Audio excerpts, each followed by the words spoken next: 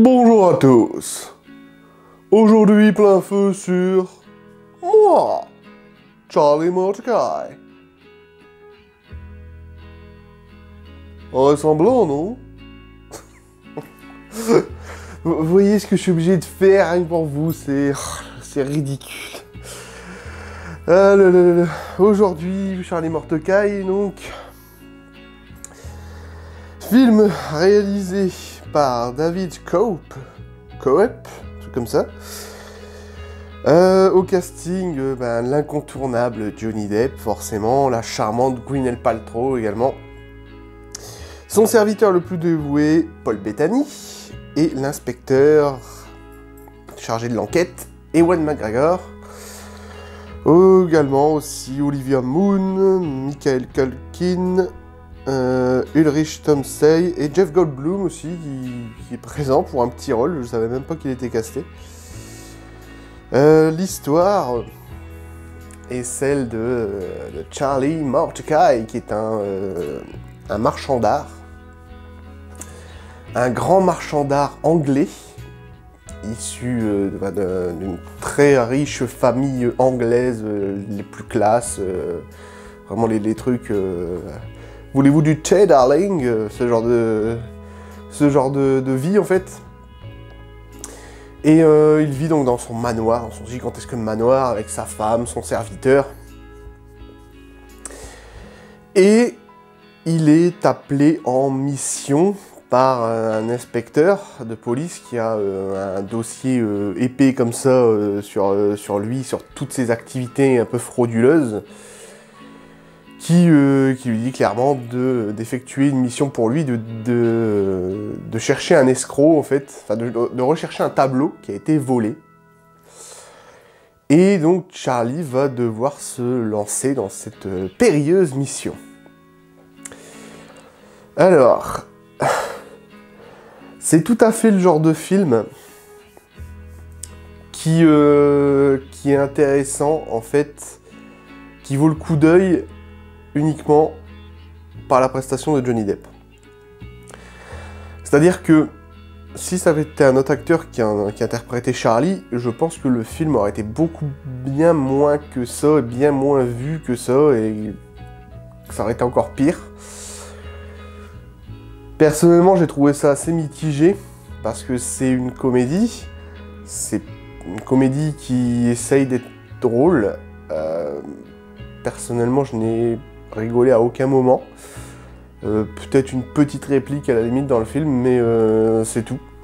En fait, c'est un humour un peu décalé, mais pas trop non plus.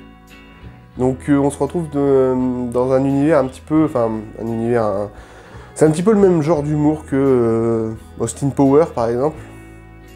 Mais en plus chic, en plus classe, puisque là, c'est vraiment un mec riche, avec son accent anglais très prononcé, etc. Donc c'est ce genre d'univers, ce genre de personnage, mais c'est pas assez décalé en fait.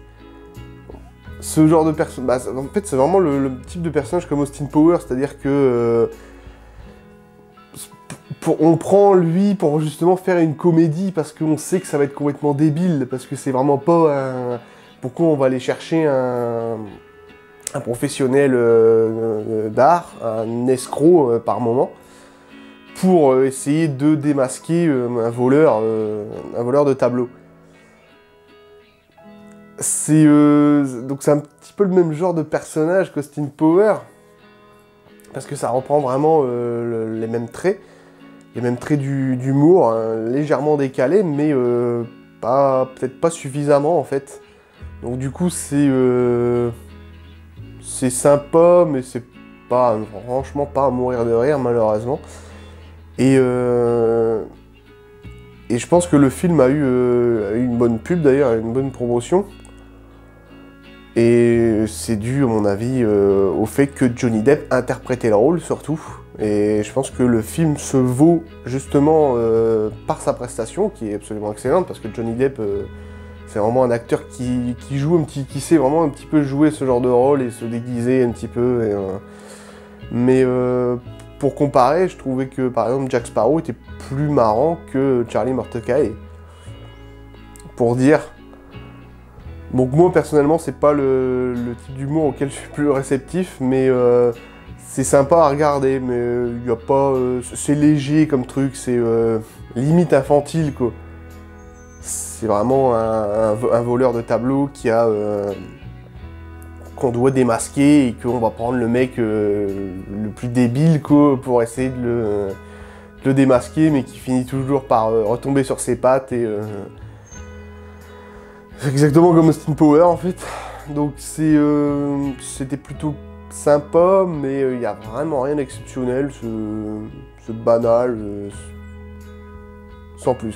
J'ai absolument rien noté sur le film, je peux vraiment rien vous dire de spécial au niveau de la mise en scène ou de n'importe quoi, des décors ou quoi.